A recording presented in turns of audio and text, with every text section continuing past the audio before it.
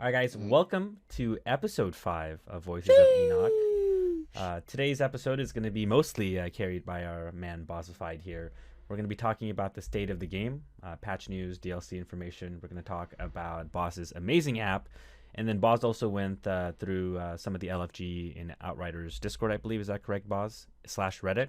Yep. And has really good community questions that the community have about the game that we can address. And then we're going to conclude with shout-outs and, moving forward schedules and carries as well. Talk about little carries. Thank you again for the topics as well, Boz. Actually carrying like super hard, putting us all in his backpack. But today we have myself, Play-Doh Bear Reno here. We have bigdaddyshyt. We have Maffeine and our special guest, Mr. Bozzified. If you guys want to introduce yourselves, feel free. Bozzified, we'll start with you. Let people know what you do and I'm contributions. I'm a little bit older gamer than what people are used to, so but I have like a software engineering background with design, so I've been doing that for a long time. So one of the things I like is I'm very picky about the games that I play because I don't have a lot of time. So when I stick with one game, I stick with one game for a long time if that game interests me. And I usually do stuff like this where I notice what plagues the game and what is needed, and I try to make something that's, contributes to everyone playing the game so they can enjoy it and, you know, overall. So that's really kind of what I do. So that's one of the reasons why I built this app, and I love watching Twitch and you guys playing, so that's another thing that's kind of positive there, but that's about me. You guys all Hello. know Mr. Bigdaddyshyt here. Hello. You can call me Big Daddy, or also known as Dude with a Box. Big Daddy, what do you do for Outriders? My man. Oh, I mainly play Outriders as a speedrunner, try and push the limits on the maps. Have fun that way. Then we have Maffeine here, who recently got partnered via Outriders as well. Yeah, so Maffeine here. I'm a Twitch streamer, and I primarily just I did carries for quite a while on Outriders, and now it's just like a whoever wants to play type of thing, really. And a lot of times, Boz and I team up, so it's just viewer runs, community runs, whatever you'd call it, and just helping people get loot and enjoying the game. What about you, Mr. Play-Doh Bear? Mr. Play-Doh Bear. Hello, guys. I'm Play-Doh. Most people call me Play-Doh Scam, Play-Doh Late, Play-Doh Lull, and anything else that comes to mind. I started with Outriders on Twitch. Thank you guys for all the support. I also started with carries, just like Maffeine did. Didn't get a partner from it, though, unfortunately. I tried. Oh, gosh. But, right now I'm just a speedrunner / just play Outriders every single day because I'm addicted to the game. Thank you, Big Daddy Dawson and Palm, for being my speedrunning partners. Wouldn't be there without you guys. But yeah, sometimes I do viewer runs still. But to be honest, I have gotten a little bit burned out from the carries. But from time to time, I'll still pick it up. But yeah, if you guys want to also follow any of these guys here, you can find them on Twitch, twitch.com/Maffeine, twitch.com/Bozzified, and twitch.com/bigdaddyshyt. And I think Maffeine may have a YouTube as well, but I'm not 100% sure on that one. Not really. It's a little bit rusty. Yeah. Collecting cobwebs and stuff. He's waiting for that moment to explode, so he goes and starts releasing like amazing, never before seen builds. Yeah, exactly. Yeah, it's my secret project. Yeah, we'll go with that. We can start with our first topic of the day today, which is the state of the game. So that includes patches, news, and then the hint of the DLC that we kind of addressed last week. So state of the game, we didn't get a patch this Thursday, but we did get a dev Thursday as usual, which addresses why we didn't get a patch.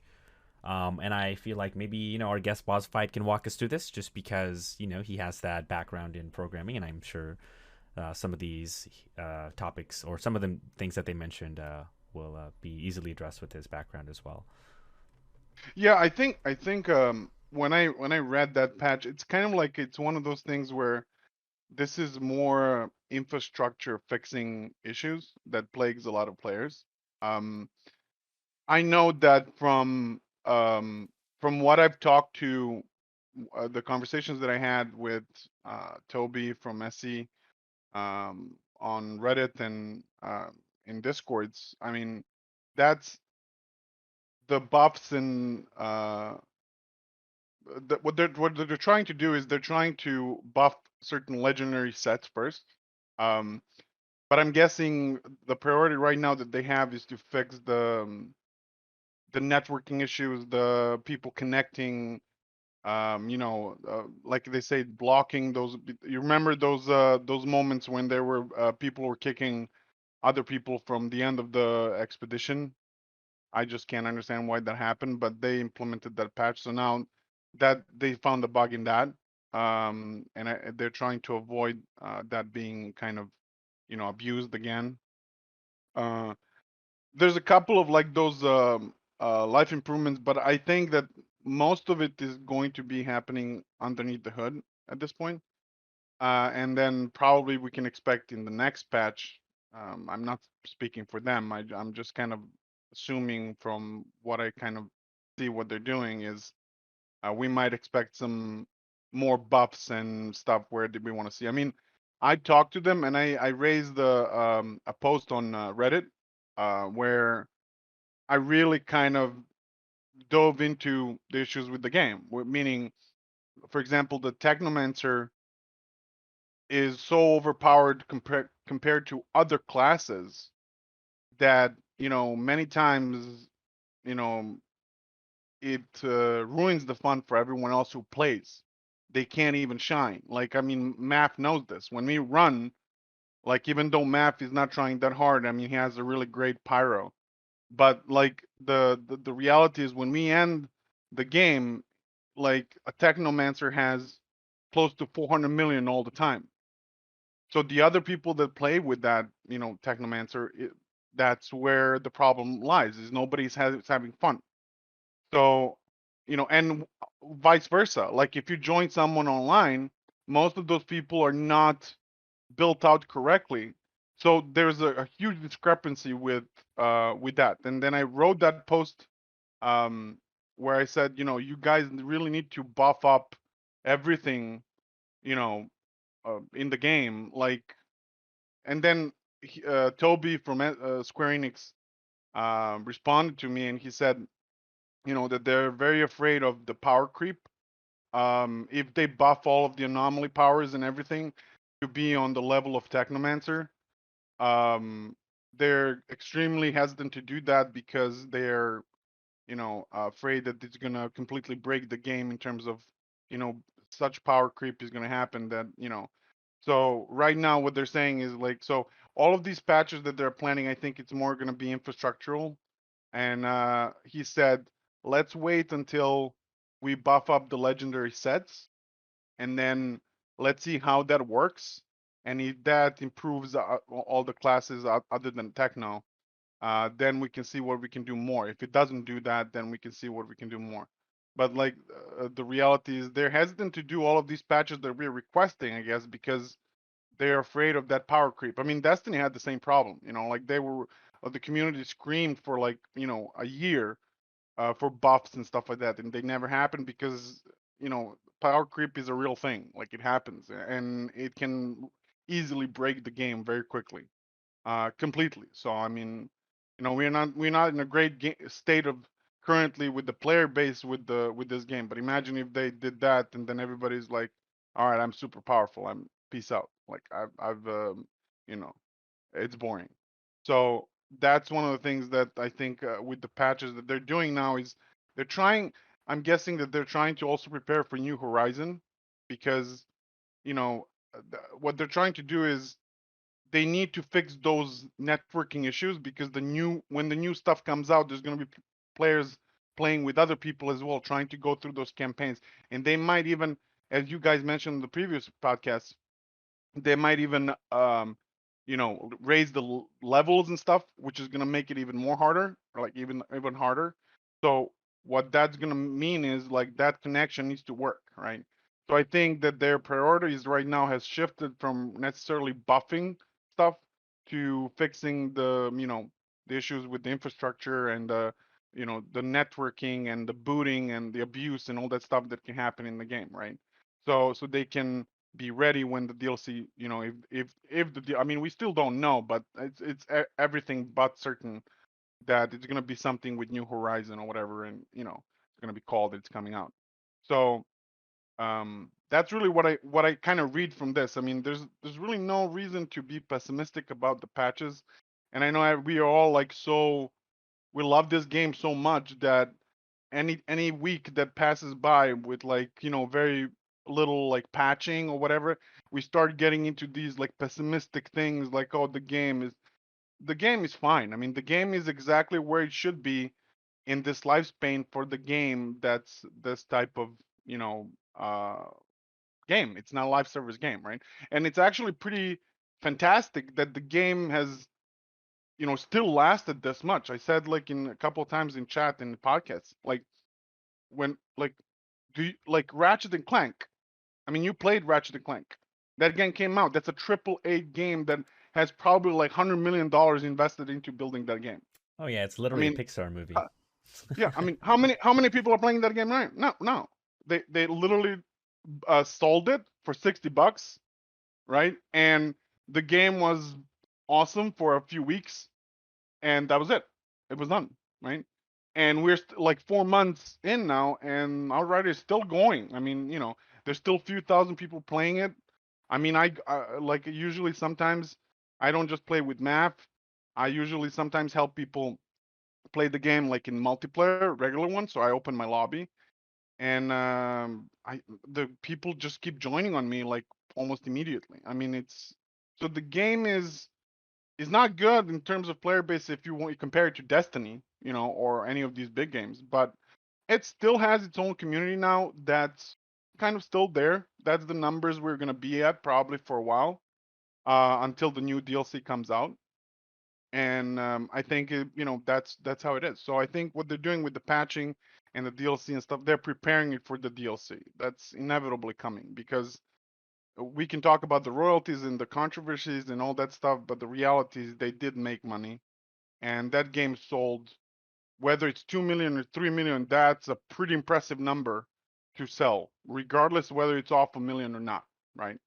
So this is definitely a game that's going to be around, and they're making it. I mean, 100%. Like I've been in the entertainment industry for a long time.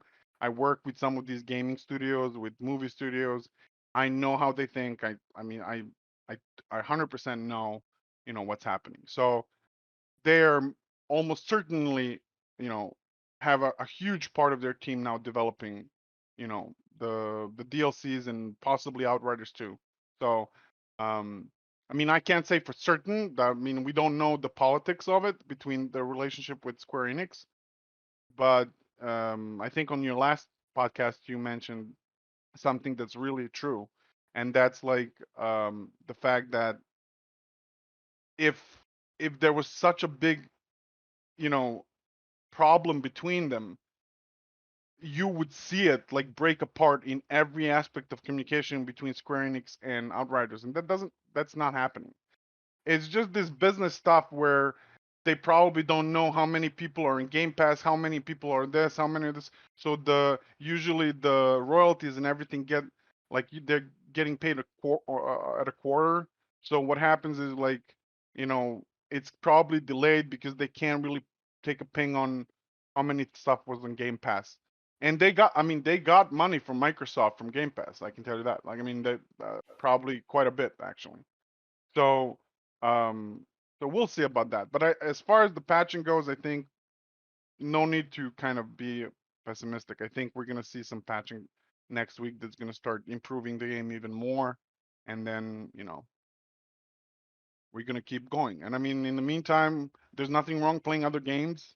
There's nothing, I played the game, but the thing is, I love this game so much that I go and start playing another game, and it just brings me back to this game because I love the gameplay loop so much. Like Alien Fireteam, you love this game, Plato, right? Um, I mean, and I yeah, I love know, Outriders, but Alien yeah, Fireteam. but I mean, you tried Alien Fireteam, right? For example, and Yep. nothing to dig about that game. I think the game is great. It's just that even with everything they've done, it's kind of like a mini Outriders type of game, right? Yeah. Yep. Uh, and it's so I kind of like went through it, and it kept my interest for a few days, and I'm back on Outriders. Because there's some magic within the game that I can't explain that they've nailed. Like those, even that Paul Tassi guy from Forbes, the articles, right?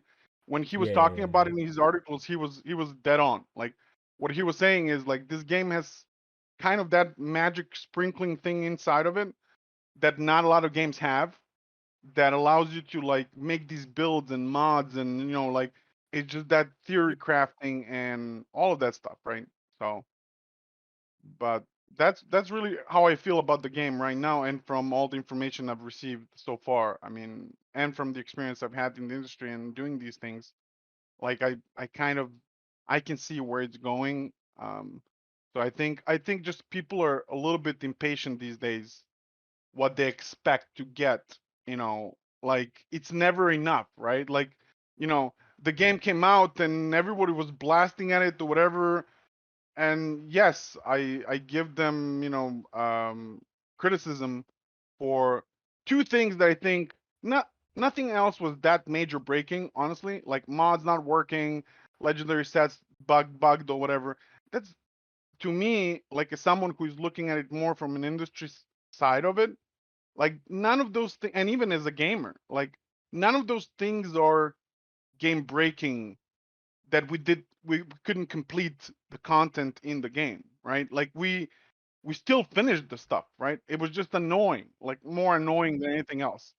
What was inexcusable for them though at the beginning was that the deletion of the accounts, and you know the deletion of the accounts, and the fact that some of the console and Xbox people couldn't log in.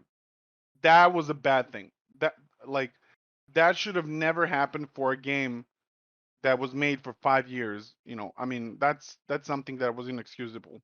And I'm saying this from a software development standpoint, like, So to me, I think the Outriders is a bright future. I think it's kind of rough for you guys who stream. I'm not really a streamer. So, but I think it's a little bit rough right now for you guys because the number of views and the directory is not, you know, kind of really reflective of how many people are actually still playing the game, as opposed to, how many people really want to watch it, right? So it's kind of in a rough spot. But as soon as the DLC comes out and something like that, it's still gonna blow up because all of the people that left are gonna be coming back to try it out. I mean, even what the guy you like, the Nick 2, whatever, or other people, they're all gonna be jumping on it because Yep. so the directory is gonna explode again in tens of thousands, if not more, people who are coming back when that DLC comes. So I don't think the way we are right now is really a reflection of the game being dead or not. It's just that quiet time that after 4 months that happens with any of these type of games. So anyways, that's really what my take is on.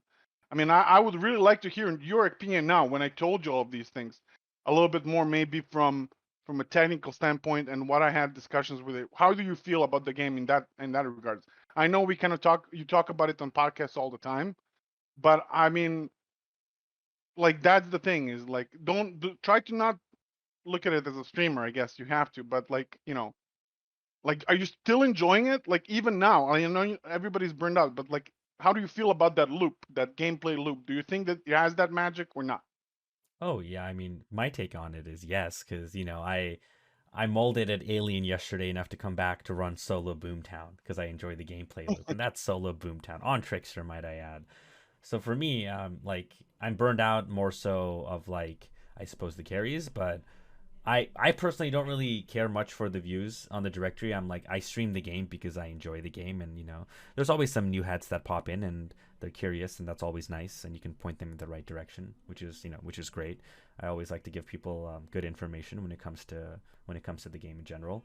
But that being said, yeah, I enjoy the gameplay loop a lot. And that's what brings me back to Outriders more than anything. It's just the satisfaction of using the abilities, the satisfaction of playing the classes. Mine is devastated for me. Sorry, guys.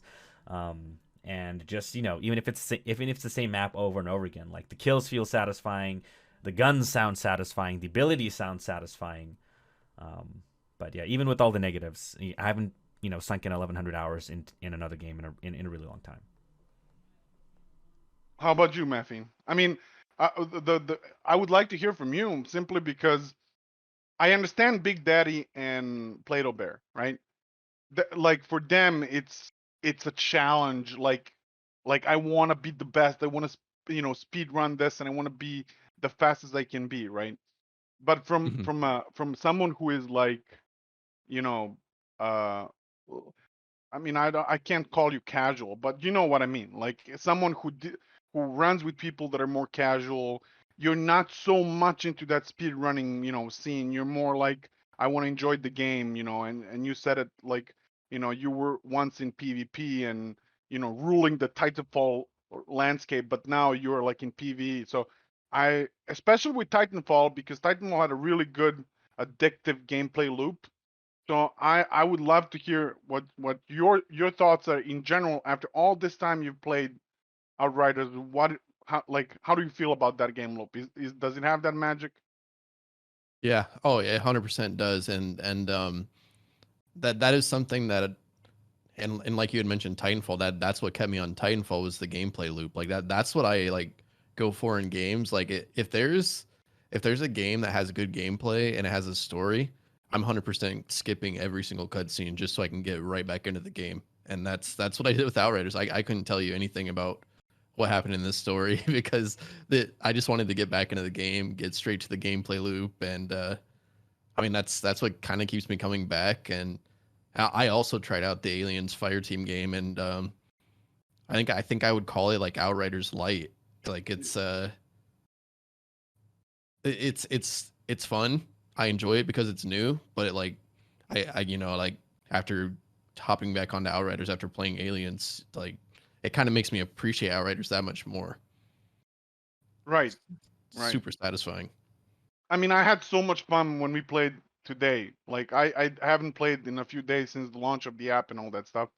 And when we hopped on today to just run through it, I mean, like it just reminds me how much fun it is. Um, and it's like so totally different to like it's one of those games that I only felt in Destiny, for example, where you have 4 classes and every one of those classes feels completely different. Like if you go through the campaign and you level up your character and you finish it and you go through all the expeditions and you do all that stuff and you're the beast and you're running, 156 Boomtown, right? All of that stuff, right? You get to that point and then you start another character, which is a pyromancer, like it's completely different game. You know what I mean? Like, yeah, the campaign is the same, but the gameplay loop for each character is completely different.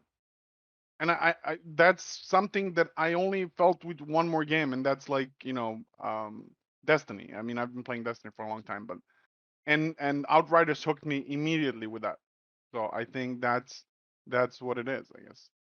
And how about you, Big Daddy? I mean, you like what's the type of game that you played before, and then we start playing Outriders? How is your feeling about that magic?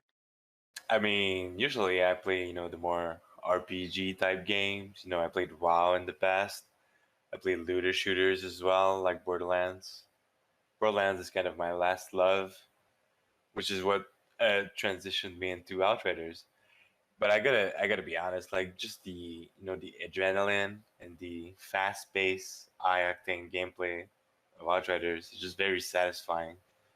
And yeah, kind of keeps me coming back, even though I don't have anything to get anymore.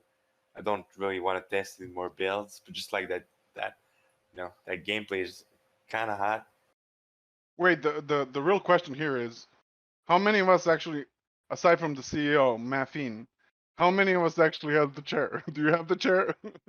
Oh no, I don't care about anything like completionism. I do not care about that at all. I care about having fun playing the game, and right now, what's fun for me is speedrunning. And breaking those Yeah, records, right? speaking of the chair boss, like I am a completionist in some games, but the thought of having to go through a devastator is just I think the one thing stopping me just because I don't have fun playing the character. So hopefully there's some legendary set changes that can help out to make me change my mind, or some buffs and maybe some changes in the future to make devastator a bit more appealing to me. But isn't it more challenge for you to make it work right now? I mean, like just Well, like you do speed running, mm, you run speed runs on your streams and you try a million times, right? yeah. I guess for Uh, me, it's like the type of player I am, right? The character, like right, right. skill set or move set, is just not my forte. If you put it that way, I'm a firepower guy. That's why I love Technomancer and Trickster so much. And I just have a pyro just because it's nice to have like something that can debuff and just clear ads. Oh, Yeah. that's a very fair argument, Plato. Because Yeah, personally, my solo records are on Pyro and Devastator, which are a bit beaten by now, but I'm personally more of an ability power player, and really this game has more brought out the shooty type player out of me Yeah, because but the that gunplay is so crisp. Really, the gunplay is so yeah. The crisp, gunplay is so so nice. interesting, Oof. so snappy, and just like responsive. I really like the gameplay loop for sure. Boz. it's interesting though. Like I playing Destiny for almost 8 years now. I mean, I've been on it from the very beginning of Destiny. Destiny really hooked me with that gunplay because Destiny has a really nice gunplay. So when I switched to Outriders, being a third person, I wasn't really kind of super like into it. Like, I mean, it was satisfying, but like it just took a while to get used to it. And then, but now, like, it just feels great, But it took me a while to get into it, like into that third person. I don't know, maybe people who are used to like playing third person shooters, like they're kind of more used to it. But like, but I'm curious, Big Daddy. Like, I've played Borderlands, for example. I tried playing it and I could not get into it, but I got hooked on Outriders as soon as the demo came out. Like, when I played that demo, I swear to God, I played that demo like for 100 hours, just you know, just for the sake of the gameplay in the demo. That's how hooked I got. So I'm curious to know. I mean, it's a big departure. They're not definitely the same type of games. I mean, yeah, it's a RPG and type of stuff, but like, I just don't think that the Borderlands has that type of shooting mechanic like um, Outriders does. Am I wrong? Oh, I mean, but that's more like the type of game that I've become accustomed to playing casually. In my time, I've played PvP shooters as well. It's kind of a perfect matchup for me, honestly, where it's like you got that adrenaline from the fast pace, like you can die at any moment if you make a mistake type thing. But also it's the more casual, making builds and theory crafting. So it's kind of that's what I like about Outriders. It's a good merge of both like worlds. I'm actually pretty impressed how you guys. I mean, you nailed those. I'm completely different from you guys. That's why I kind of.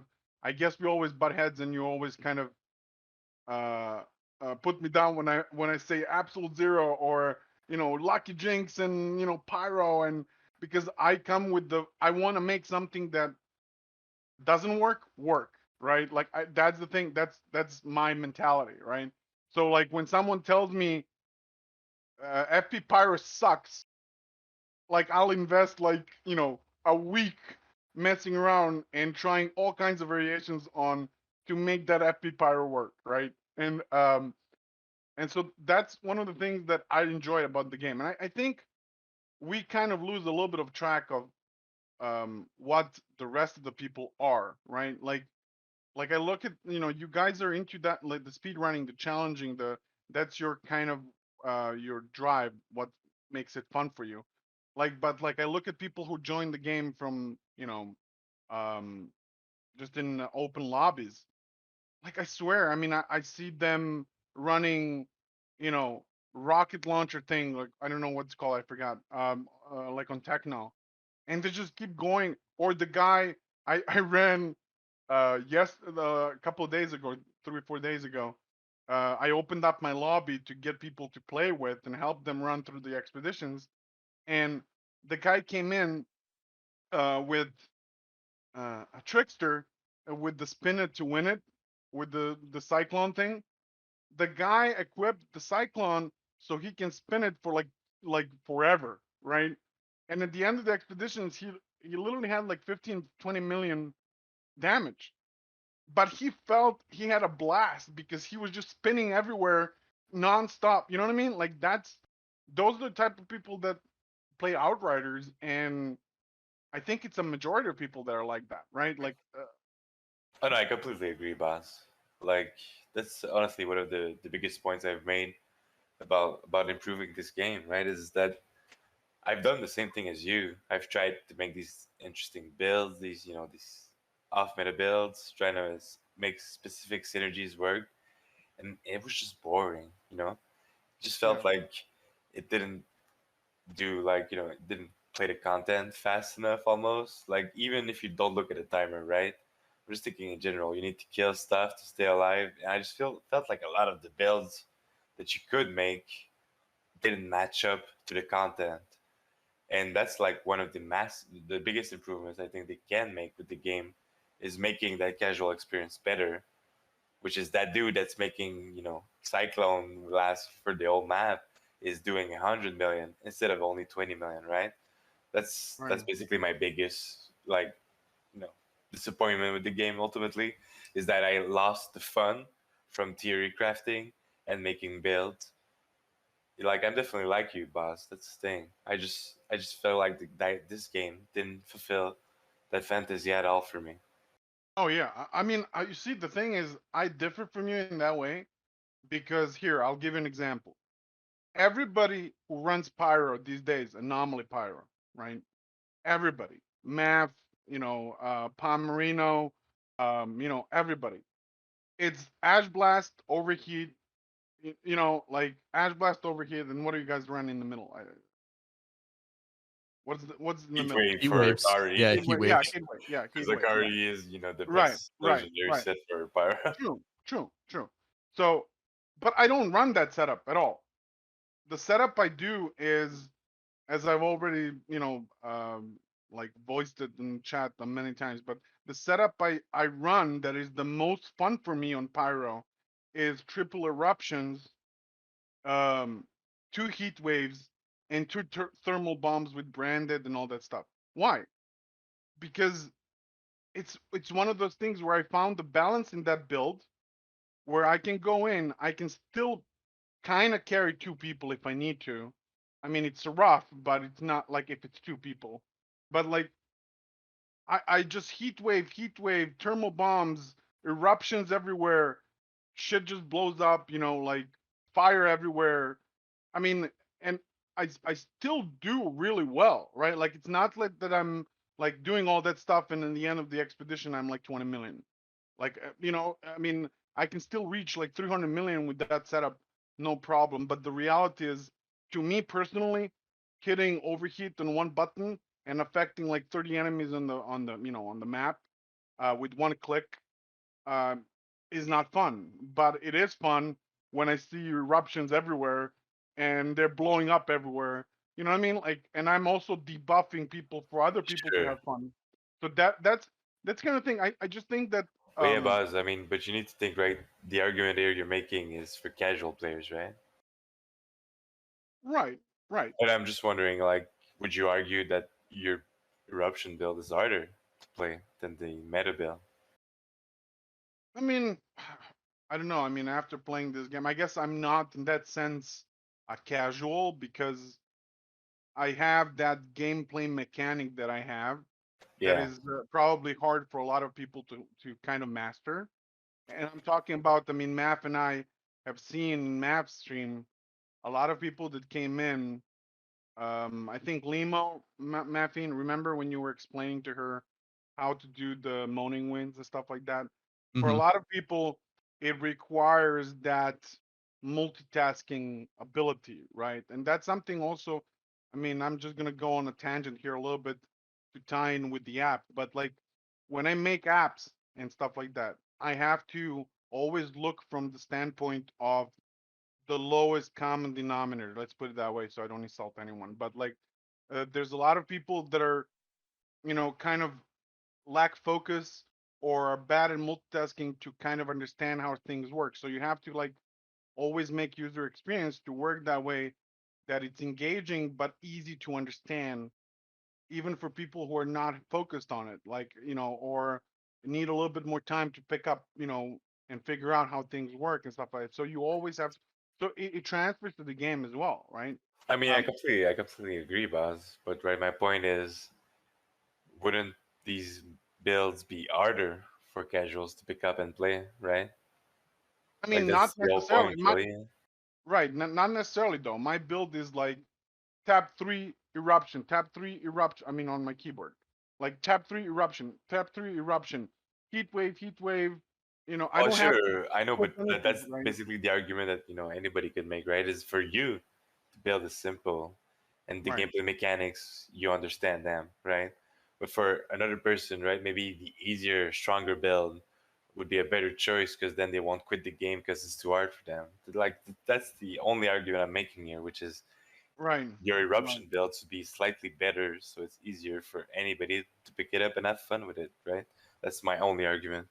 Yeah, yeah. I see that point. I definitely see that. I mean, Yeah, that's one why one a lot thing of one thing people. I did want to make real quick is I think I made this point a few days ago too, and I think we're also dragging on this topic a little too much, so we should probably Yeah, yeah. switch to the Okay. Outriders app Yeah. after this here. But the quick Okay. point I really wanted to make, the quick point I wanted to make is, this game is hard to get gear for, right? I personally am the mindset that save the fun for later, and go meta, go hard to get your gear, and then have fun later. That's my mindset. Just because I can see in a lot of situations where people will, new players go to game, they go to YouTube, they go to Reddit, they see a build, they'll grind for that build, they'll play the build, and have a really hard time in those CT15 expeditions because a lot of the builds that isn't like you just destroy everything before they destroy you, like Big Daddy is saying it, they're hard to play. And you can say that to the build that we play too, right? I mean, you can make the argument back and forth, but I think a lot of times, and especially me, I'm the type of person, at least in my mindset, that if I can't find something that works, at least in the beginning of the game, that feels powerful after sinking 200, 300 hours into it, um, I'm just going to quit the game kind of thing. That's just my personal mindset. So I think a lot of players would actually benefit from just going the most broken build in the beginning, just so they can farm the gear and farm everything that they need to have fun later, right? Because at the same time, like I wouldn't say meta builds aren't fun to play to people that aren't into the whole meta thing. I think they have their place, right? They're fun for a reason because they just destroy everything. And then once you destroy everything, get the gear, go have your personal fun and go spin to win, go eruptions, go volcanic run pyro, go AP trick, go AP techno, and just blast with rockets. But that's the one point that I wanted to make is I think newer players will have an easier time getting into the game if they focus on something that is a bit more powerful that can help them out in the early stages. Because this game Right. does take time. Yeah, a lot Yeah. of I time. mean, I see that point as well. I mean, at the end of the day, everybody who plays this game, being casual or not, wants to feel powerful when they go in and like destroy everything, right? That's the most fun. And then after that is their own loop of how they play. So I agree with you. I mean, Plato, you're right. I mean, they should probably use what the best they can get to achieve, you know, the good setups, and then they can experiment with other gameplay loops and get to the point where they can do damage or at Yeah. least close to that damage, and then have more fun, right? Yeah, I and like you agree. mentioned, the gameplay loop in this game is very enjoyable, and every time you put a new build in, that's a different gameplay loop every time.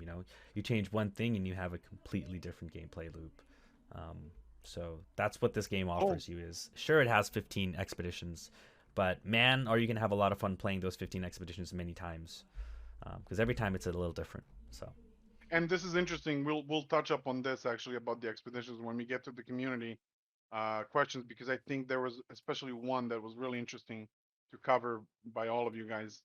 But yeah, I mean, let's talk the app, man. I'm super excited Yeah, about yeah. that. Let's go to the app, boss. This is all you Yeah, because you've been working on this thing for quite a while. 4 months, let's say, three since the game months, came out. 3 months. Yeah, Yeah, I mean, I started yeah. like a month and a half into the game, and then it took a Let me bring it up. long time, man. Yeah, it took a long time. I think I told Maffeine first that I started working on it. Yeah. Matt, did I show you like I showed you the screenshot first without anything being built, right? I Yeah. think it was yeah, and then and the interesting part is though, like when I started this, like I never really thought that I would be building it this kind of extensively, right? I always thought I would like I was like, why can't I see like the guns what they're gonna level up to? It's so annoying, right? So I made that first, firepower calculator that I shared, and then a lot of people actually started using. That's when the game was had like thousands and thousands of players concurrently like on each platform. It was like a lot of people. So when I launched that firepower calculator, I actually saw on the Google Analytics I had like I don't know like 10,000 people using it. It was really like interesting, and I built it for me, honestly. Like I wanted to build it so I can quickly check like, and I hated looking at spreadsheets and stuff like that. So and then I saw like We don't such a bring up good spreadsheets. yeah.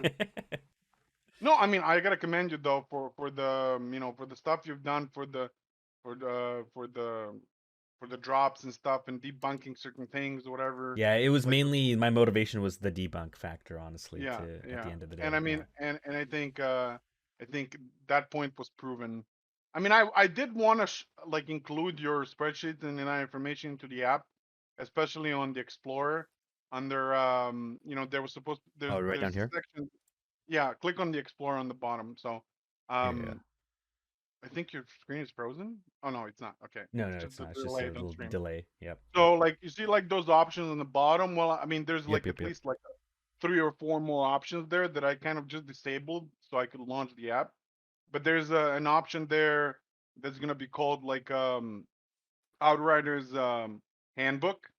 This is something I talked with Math about, Hmm. which is like a feat like it's supposed to help newer players how to progress through the game with the least amount of trouble, right? And I wanted you guys kind of basically to create really nice simple videos for each one of those topics, like the campaign, why world tiers don't necessarily matter, but they kind of do, but they They don't. matter You on know your what I mean? first Like playthrough a lot. right, Yeah, right, yeah. right. First And playthrough. right, how to like, prepare for the end game. What are the like some of those things where a lot of people don't know. Like when they just dive in, they love the game, they just dive in and they never. So the Outriders Handbook was supposed to do that. And I wanted you, Tom, everyone, like all of us who have played and put so much time into the game. I wanted you guys to kind of all participate and kind of like as a community to have those things there. So our writer's handbook is there.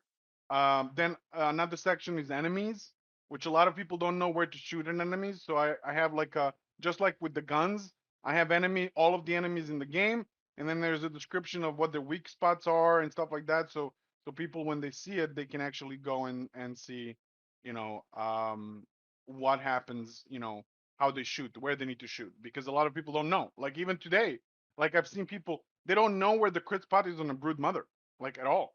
Like I mean, they're shooting at the head the whole time, and so a lot of that stuff. So the enemies were supposed to be there as well. That's just hidden right now, because I mean, but the enemies, the Outrider handbook, the Outriders archives was meant to be more like a lore for those people who love the lore and they hate the way that the whole thing is structured in the game, because it's a little bit clunky interface wise.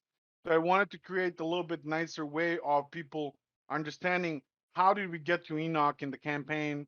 There's a lot of people who love lore, so I just I wanted to think. kind of show them what was going on Earth, what happened, why, how do we get here and stuff like that, which kind Yeah, of I'm gonna need that. I'm gonna leave that lore thing up ASAP so I can at least read through what happened. yeah, yeah. So that stuff, that stuff was still coming. And then the expeditions part is where I wanted to use your spreadsheet, and that part is coming, which covers every expeditions. I tediously went into every expedition, took beautiful screenshots of every level, on every stage of the expeditions, kind of just showing them the layouts, what the expeditions look like inside, and then, you know, just so they're comfortable playing, because you can't even get to enjoy what the layouts are because it's so hectic in the game that you don't really kind of, so, and it also kind of describes them what those expeditions are. And I also wanted to have those drop pods, like not drop pods, your drop rates for each expedition kind of listed there. But since you kind of abandoned that, I guess, I don't know if you're still working on that or not, but uh that's where we at. So that part was really kind of interesting. But then I created the weapon calculator. If you close the Explorer, you can close it on the tab up there on Outriders Explorer.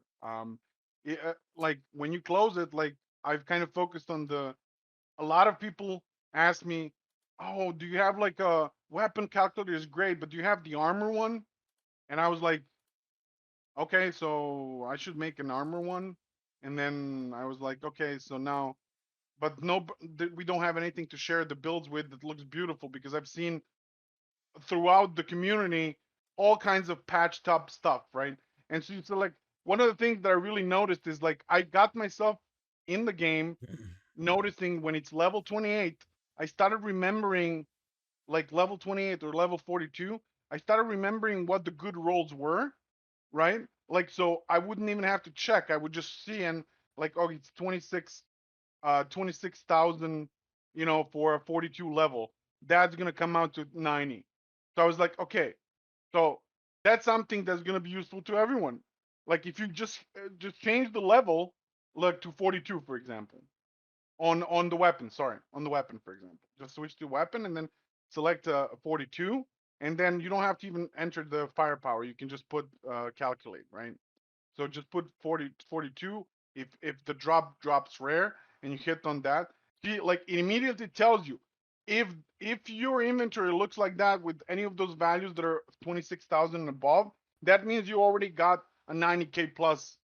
You know what I mean? So it's kind of like it's kind of very useful. You don't even have to punch in the firepower if you're just kind of going through the hunts and you just kind of glance at it. Oh, 26,000, that's where I need to be. Forget about it. I'm fine, So it's kind of useful in that way, so you don't even have to type it in. Yeah, I'm gonna have to The use arm, this more for certain assault rifles because I'm still looking for my perfect AR, I guess. right. And one of the things that I was really passionate about this is because I really wanted, I was hoping that PCF would see the potential in this, right? Because, and maybe kind of build some kind of API where I could literally have you like connect with your Steam or whatever with your account from the game. I would get information about your current setups in your inventory. Yep. And then when you go through hunts and you're looking for that tech AR that's like 92k or whatever ideal that you're looking for with crit damage and whatever, long range and status power or whatever, I could immediately spot that in your inventory as soon as you finish the hunt or whatever. You can just see and it would notify you. Oh, you got it. You have the 92k in your inventory, right? So you wouldn't even have to use this calculator at all. It would be like, but since we didn't have the API, I didn't have any APIs. I would literally just, I had to do this. So, and then it grew into the create and share build. That's where the most of my time really went into, because I really hated all the other builders. Not, I mean, no offense to anyone who's tried. I know it's hard to build stuff and code, but the reality was that I really wanted people to be able to pick any gear, the real looking gear from the game. And the class tree that looks exactly like the same one in the game. So it feels like you're in the game. And then on top of that, like I would, you can see the mods, descriptions, all of the mods, all of the pictures, all of the guns, all of that. That's really what took me the most time, honestly. Like that's why it took me 3 months because I had no other, you know, no other ways of collecting data, like, but going through the actual game and taking screenshots. And there was a lot of screenshots. I mean, and then I also had to figure out the way, like I couldn't cut all these pieces out, right? Like, I mean, if you look really closely to it, like when you put that, you see a shadow on it, all those are transparent, real thumbnails from the game that were like extracted from them. And like there was like hundreds of them and I couldn't do it manually. So I had to write the code that would basically run all those images through and cut them out. And the funny part is, like, if you do that, what happened is then I developed the same code to cut out your character from it. So like, you could literally like take a screenshot from your inventory screen in the game, and my same code that was doing that thing for the items and gear, it did the same thing on your character. So you cut out your character out of it. And actually, the great part is it turned out better than I even expected, because you could actually rotate your character and everything, to kind of make the angle and stuff. And it was just beautiful. It turned out really beautiful. So, Oh yeah, and a this lot of a this lot app of is fucking nice. It's crispy. yeah, and like I'm really happy how it turned out. And Like then just like how you said, sorry boss, just like how you said about yeah, like my Shadowhunter stuff, I can see the time and effort put into all of this, man. Like to be able to generate something this on the fly, and the best thing about it is you change one thing, right? Like you go here, you put statue's head instead, and then you view it. Like there should be an option to save it if you made an account, but you hit view and share again, and like you make that change, and it's just updated on the fly. There you go, right? If you actually link your account to it, guys, rather than having a view and share here, you have a save button. So let's say you made a build, you post that build, right? You can go back to your build on your account. Actually, I'll show you here once I log in with Twitch here in just a second. But you can go back in and make updates to that build, and that same URL will get dynamically updated with your new information, which I thought was fucking fire. And yeah, the amount of yeah, and work Boss put into this was just insane. and it's so interesting if you knew how the technology works. For example, like what I do is I take all the data and I basically draw all that stuff on the server, and then I let the browser render that as an image. So that image is always rendered in real time. Whatever change you do, that system thing on the server is gonna do the thing, and it's gonna spit out the images. So if you share that as an image, anyone who opens that, basically that's an image right there. Even though it doesn't have .jpeg in the URL, that's actually an image. So if you share that image as the URL anywhere, it's gonna, the Discord or anything like that, it's gonna show it as an image. But when you click on it, it's gonna always pull the latest rendered, unless Discord caches it or something. But it's always going to render the latest version of it. And so that's one of the things. But I'm just curious, like map. I mean, I played. I brought you into the beta thing for you to test it when it's kind of already at kind of 60-70% done. But Matt, you've seen this from before. I'm curious to what you're like when you see it now compared to where you saw it, like as I was going through the whole process and showing you bits and pieces and videos and stuff like that. Remember on the streams. So, Mhm. um, what's your impression now, like when you use it? Like, did anything like change, or have you expected it to be like that from the beginning? I kind of visualize something similar, but like not to like the extent that it is, not to like the polish on the app's insane. I mean, like even like the transitions that go into the class tree and switching to the class tree. Oh my Nice. god, yeah, it's incredible. Like, and it's kind of funny, right? Like on Reddit, we've seen people like saying that, why is PCF wasting their time working on this when they could be working on the game? Like people literally think that the game development studio made it. I think like quality wise, it's unreal. Yeah, and I think that's one of the things, like, I mean, I'm not paid by PCF, or I criticize them when they deserve critique. But one of the things that really kind of revealed to me is like when I posted this and I showed it to everyone and went live, the amount of people who have not actually figured out that it was built by a fan, not like the vitriol and negativity that came, just as you said, Matt, like yeah, the game's broken, but you're making like these apps and stuff like that. You know what I mean? I like it kind of made me sympathetic to PCF because like they can't win. Like no matter what they do, they can't win. There's always negative feedback to it. And I mean, I guess the argument is sometimes they in some ways they did contribute to it to themselves, but still, I mean, it's kind of like, anyways, that's kind of the builder stuff, and I think people will have a lot of time, like a lot of fun using it, sharing builds, and then we can always read Reddit like One thing I people are want just people to utilize more, and this is something I've noticed, is come on, inventory screenshot upload. Do it. Do it. Look, it literally puts your character from the game in the thing right, in real time. Do right. it. Don't have a generic torrential downpour techno here. Show your show your Earthborn Renegade assault rifle.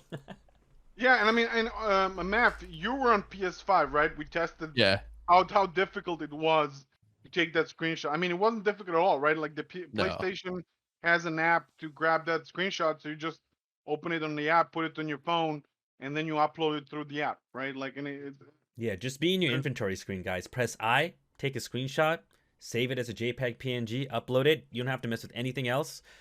It just grabs your character image and just pastes it in here. It's super. I even like these photos that I got here were literally from my YouTube video because I didn't want to open up the game to make a screenshot. I just grabbed it from my YouTube video and it worked so easily. and one of the things that I really enjoyed actually making, but it took a long time. So, like one of the things that really bugged me is the game doesn't have any ways for you to see all the armors, like armor sets. Like, I mean, you just see bits and pieces as you get them, but like, it's incredibly difficult to kind of know what you're pairing into, like, right? So in the Explorer, like, this was like a huge thing for me that I wanted to do. That's why I spent so much time doing that, because like, I actually made, triple like angles so people can actually see it really nicely, what it looks like. And I actually, fun fact, I wanted to do like 5 cannonball sets at the end there.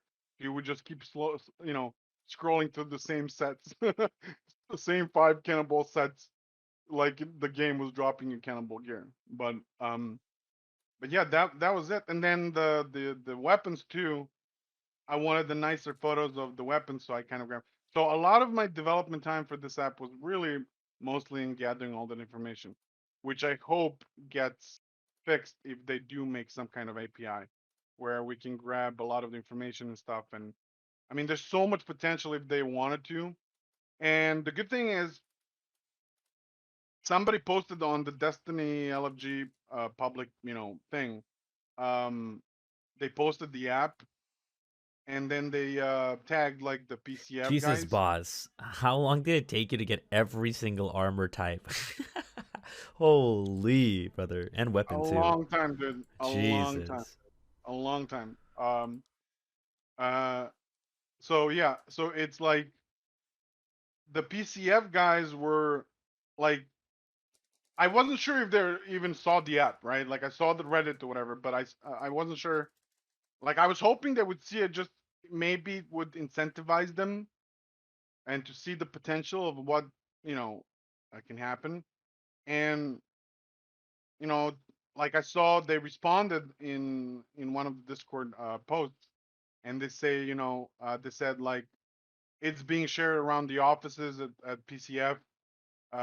Everybody's super excited and pumped about it, like, and then a winky winky face. So I think we might get some API. I don't know. Maybe this kind of nudges them in that direction. And if we do that, I can actually help them. I can actually help them introduce features without touching the game, just by allowing me the API. Like for example, I can do builds, like loadouts. Like if they open an API, I can literally make like other games have, where you can like make loadouts, and you, with the click of a button, it just equips your gear to certain loadout, right, that you want.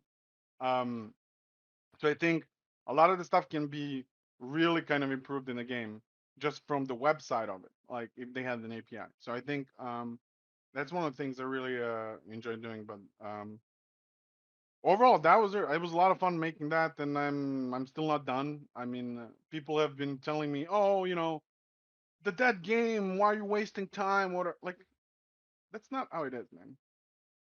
Like, and I try to tell that everyone because I'm a little bit older. I've went through a lot of stuff in my life. So, and I say, there's truth in that. Like it says, be so good that even those who hate you can't ignore you, right? Like it literally like there's people who hate the game, and when they saw the app on Reddit, they were like saying how awesome it is. You know what I mean? Like, and this is how you break those barriers. Certain people are negative by nature, whatever. But if you just kind of keep plugging away, they all start try to stumble you. But then once you produce something that's like so amazing, like then they're like everybody's like, oh my god, that's kind of like awesome, and everybody enjoys it. Like that's why I tell everyone, like younger people and stuff like that. Like I tell them, just stick with it, man. Like everybody's gonna try to like discourage you from doing something, you know. But if you stick with it, the episode 5 is gonna be right there. Very scrollable. Maffeine's logo, we need that in a high resolution a little bit. But Maffei, you need to get that. I actually, funny part, I actually rebuilt your logo, so I have it in vector. I'll give it to you so you have it for the future. Oh, cool. Okay. Boz going the extra mile. Yeah, Boz, so okay, do you so have any that's future updates for this app that you're gonna like? Oh, absolutely. I guess I don't know if Animate- I don't know if you like went into detail what they're gonna be, but maybe maybe give people a sneak peek. Yeah, and we can wrap up with that. Yeah, I'm just gonna do like there's gonna be like enemies, as I said, expeditions, breakdowns. There's gonna be some fixes that a lot of people have told me about. There's some mods that are misassigned on legendary gear still. Um, some of that stuff, but those features are gonna be on the bottom. And then the main feature that I'm gonna be introducing after that is going to be profiles. So all of the builds you make, you have a library in the app. So if you log in with like Twitch, Google, Twitter, I and can show them Discord, right now. Well, I was showing them. There it is. Here's the yeah, library. yeah, Here's what it looks like. yeah. So if you do that, like that's in the app. So you have all that stuff. But what I want to do is like you can only share one build at a time, right? So you're just sharing an image, right? But what I want to do is I want to make this into a true outpost in terms of having profiles, so you can actually link it up and give your profile like a name or something, or it's gonna be an ID, but and it loads your profile. It shows all your builds that you have for classes. It also shows like any YouTube videos that you would link to if you have YouTube videos about those builds. Um, and it's just gonna be like a little bit of a promotional thing.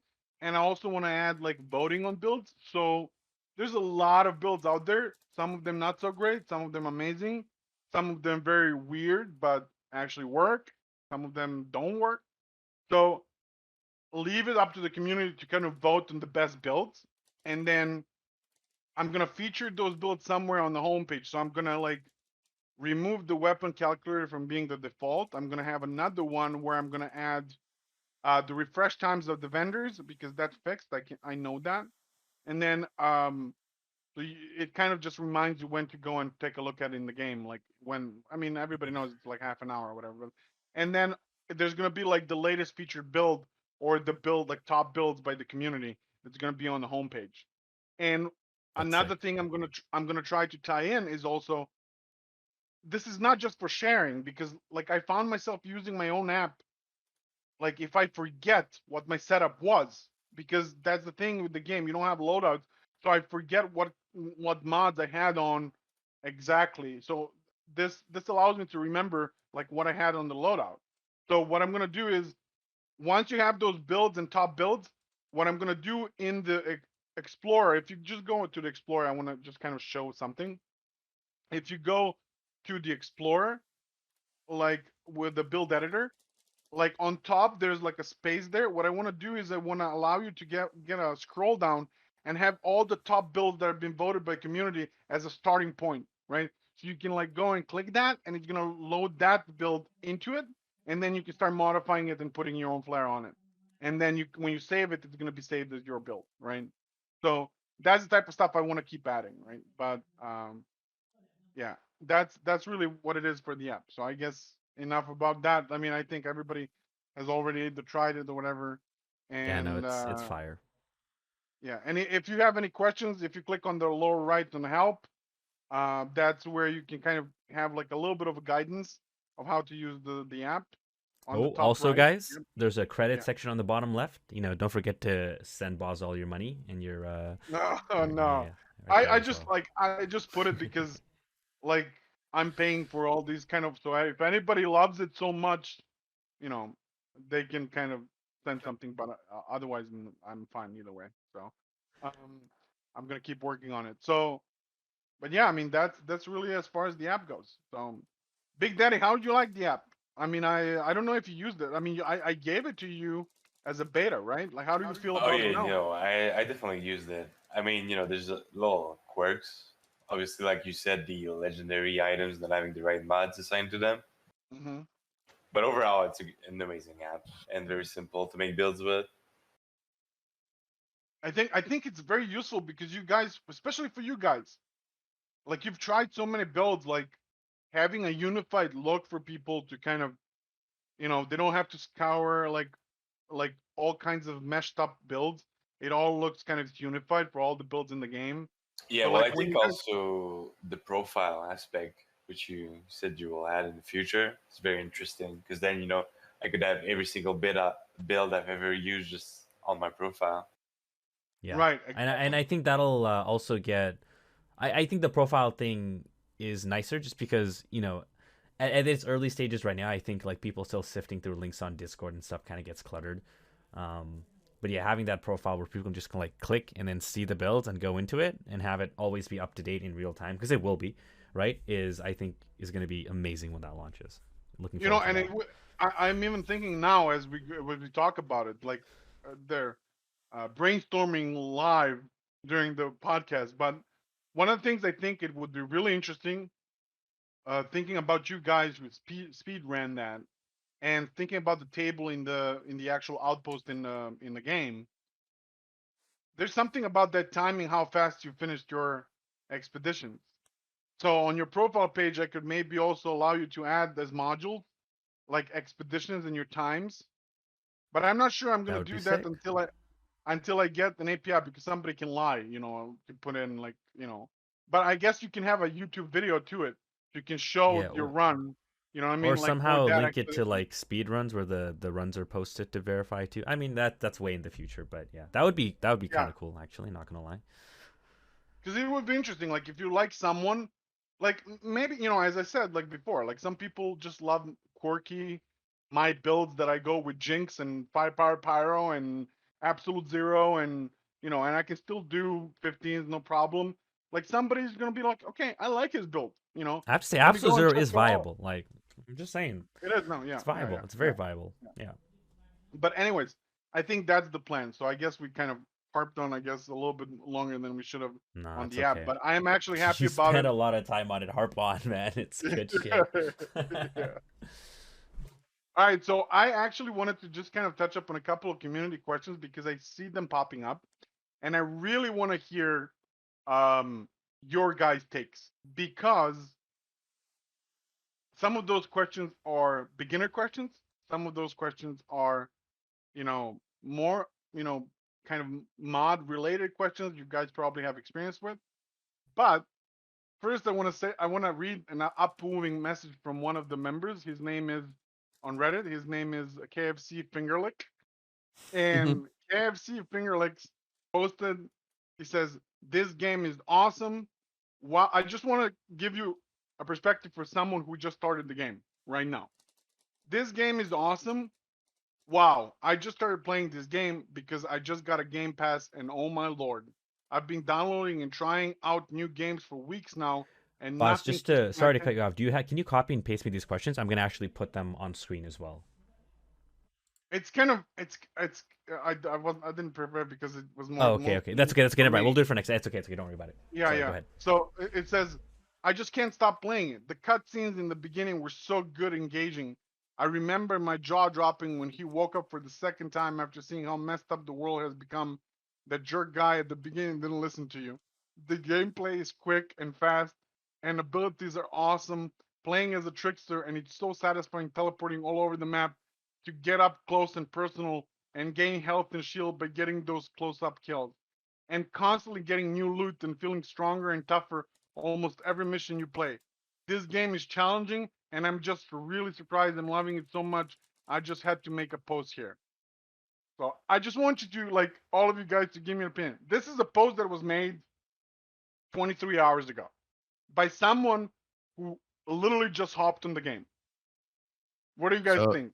so I have something to say about that. I'm kind of jealous, like like that. You know when you experience something for like the first time, and it's like how there's like certain games you wish you could replay it again. I think this would kind of be one of those. Like just like experiencing like the abilities, like seeing blighted rounds combo infinitely and stuff like that. Getting like that first like ash blast overheat clear. So I kind of envy the position that dude's in right now, like just checking it out, not frustrated with any bugs, not not feeling the content drought or anything like that, just kind of enjoying It's their it. first, And yeah, it's their first like encounter with the game. They're getting the best of everything. I mean, mhm. like I don't like people have already forgotten. They've buffed legendary drop rates 100%. Yeah. The KFC finger click is never going to know what a grind was to doing 5 expeditions and not Hey, getting any this legendary. is a good time to plug in my spreadsheet. If you guys want to see the discrepancy, you know what? I'm gonna pull this up right now, real quick, just to go off topic, right? Just before the change and then after the change. Just read it because so the audio people can also kind of know what Right. you're talking about. So before, guys, how many expeditions did I do? 1,200 expeditions, dropped 4,190 legendaries. This is all in 3-man parties. And after the patch, 344 runs, dropped 2,174 legendaries. So a third of the runs and almost maybe even a little over half of the legendaries. That's kind of insane. Like, let's just put in perspective: 350 runs, 2,200 legendaries, 1,300 runs, 4,200 legendaries. It's kind of insane. The drop rate changes. Just that's all I had to say. It's good shit. You Big Daddy, what are your thoughts about the person who is just seeing it now? Like, doesn't that like actually say how much fun? And this is not the only post, by the way. I've seen posts like this pop up on I Reddit mean, quite often. boss, sorry to say this, but I mean, you can't build up an opinion about the general consensus of the game on Yeah. just one person's opinion. You know what I mean? Like, I get what you're saying. Like, sure, people are enjoying the game, but that doesn't mean anything in the grand scope of things. No, but is anything wrong that he says in it that doesn't make it fun though? I mean, that's what I'm saying. Is I someone mean, who is first time encountering the gameplay mechanic of it and going through the campaign. He clearly hasn't even gotten to end and game. sure, but that's one perspective. Like, you're asking me to analyze one's perspective. Like, I have no clue how he played the game or Right. what he experienced. Right. Right.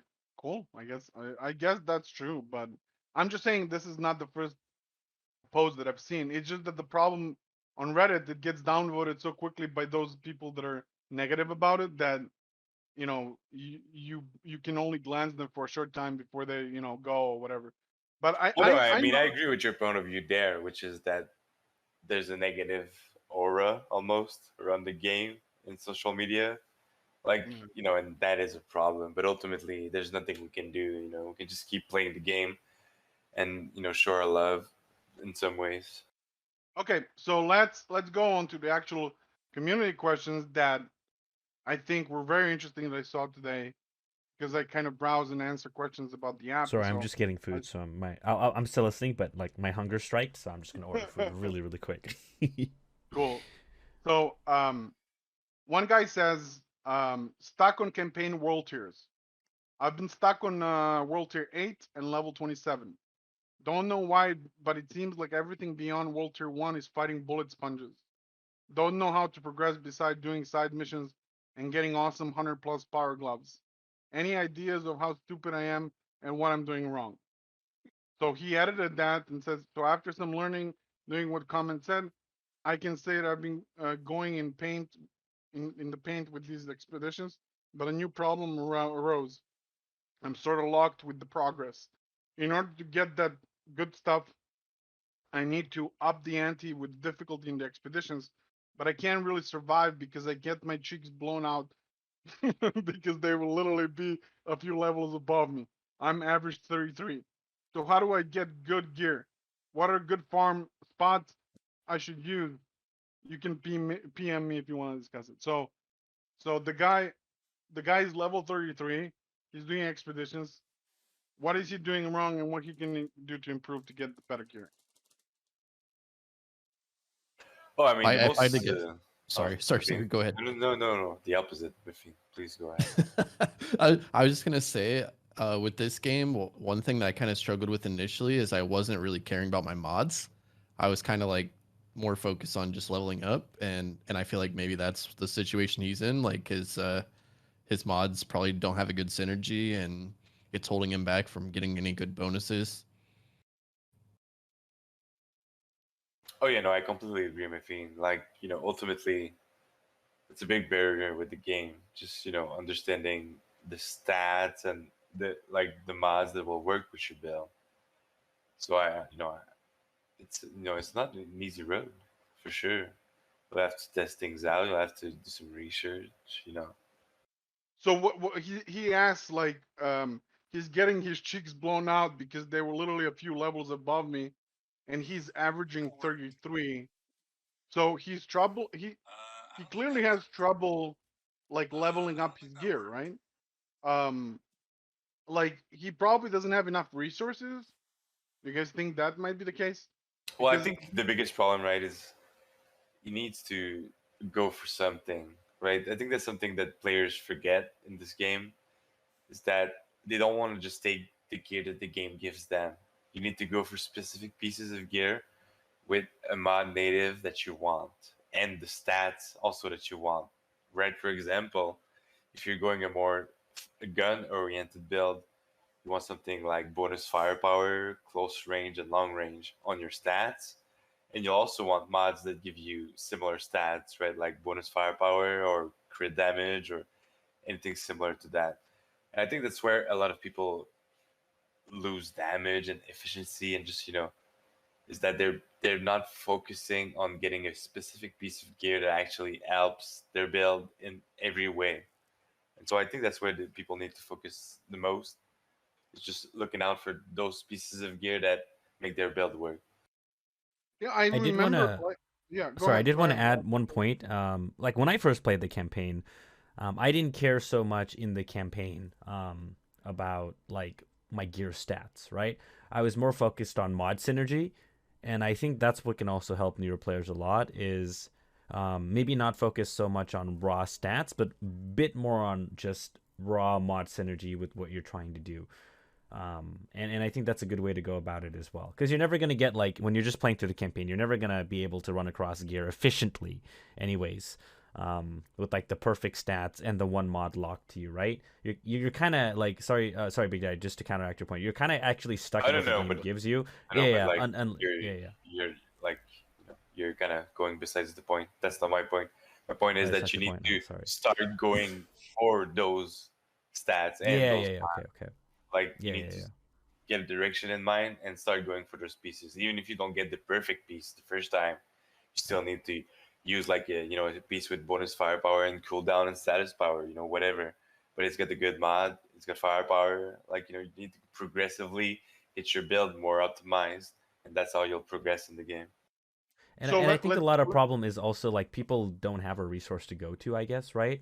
To find out information like this is early game as they are, right? Because if they're struggling in World Tier, it's gonna be very much more of an uphill battle once you actually finish the game and then you get to the end game content, which is the expeditions. And I also think that lowering World Tier is a good option too. There's no shame in making it a little bit easier to progress through the campaign and beating the campaign because you're still gonna get items that are gonna drop, right? You're still gonna get like it's gonna be lower level, sure, but the great thing about this game is you can always upgrade as long as you have the resources for it. And even early game, if your average level is lower and the enemies are higher, as long as you're focusing, like Big Daddy says, on getting the pieces you need at that early stage, whether it's like a Pepega build or not, focus on the Pepega build because you can bust through the campaign with anything as long as you're focused on like really focus on the skills that you're using and not like switching things around. One of my friends, when he was playing the game, was playing techno and he just kept switching his abilities, his class trees around, and wasn't really focusing on anything. And he had a rougher time trying to get through it without our help. So I think the bigger point is like if you're having that much trouble at a certain world tier level, it's okay to drop it down and progress through the campaign. We definitely did. Like my highest world tier that I've unlocked is world tier 12, just FYI. I think that's an average, right? Like I think I finished my campaign first time at world tier like 10 or 11. Oh, I think- finished mine at 14 because I did every side quest.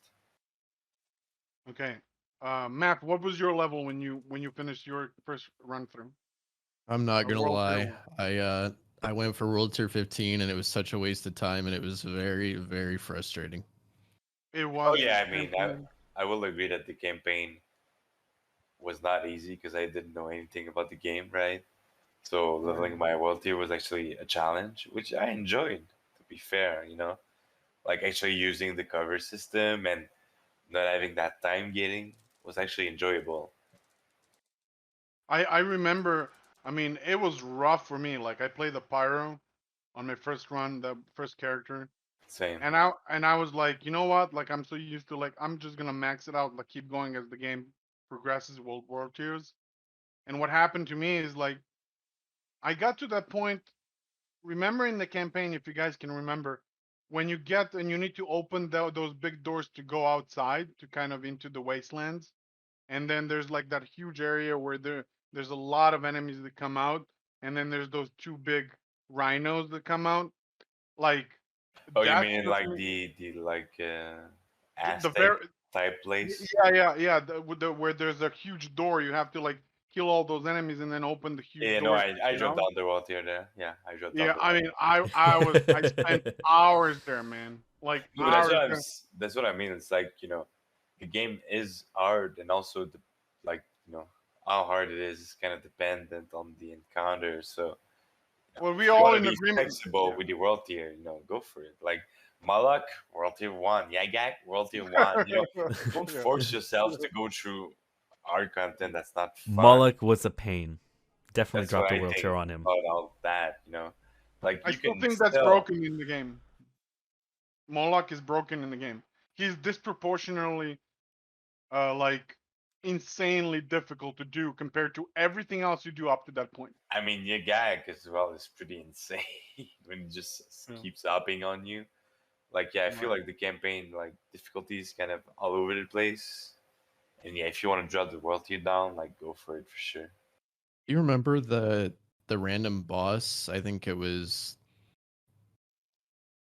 wasn't that the dunes? I don't know.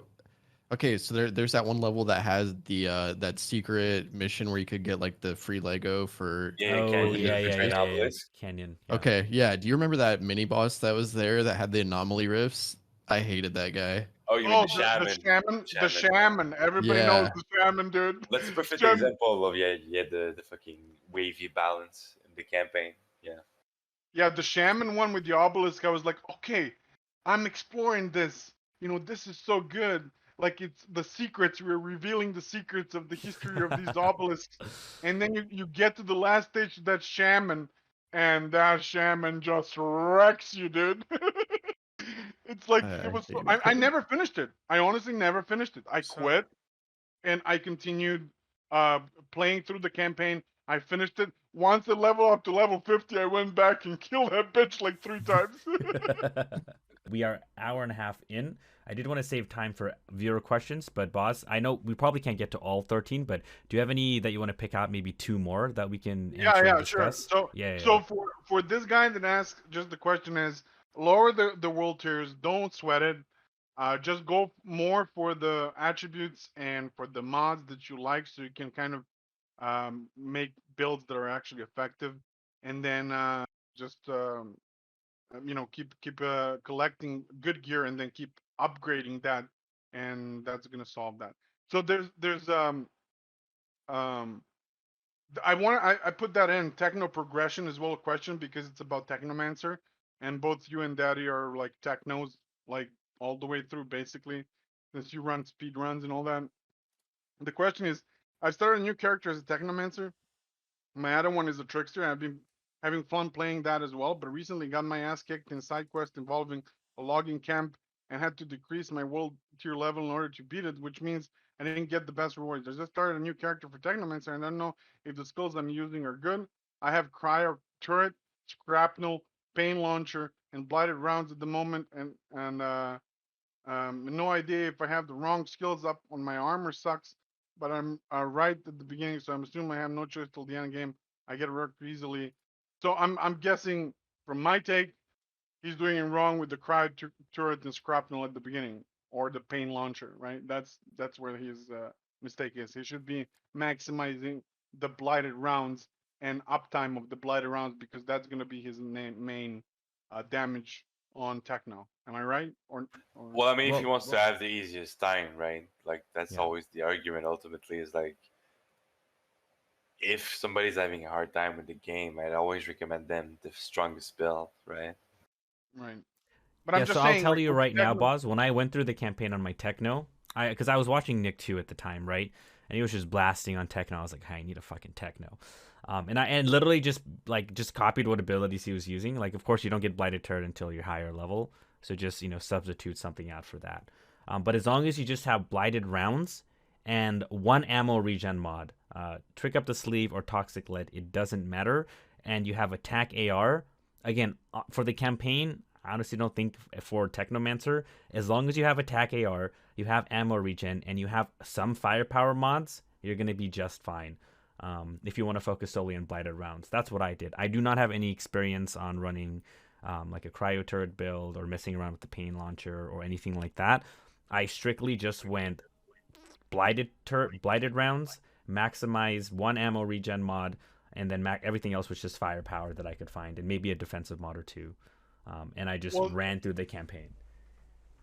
right? But to his point, right? Like he's using cryo turret, shrapnel. Like right now, like out of those, he has cryo turret, shrapnel, pain launcher, and blighted rounds.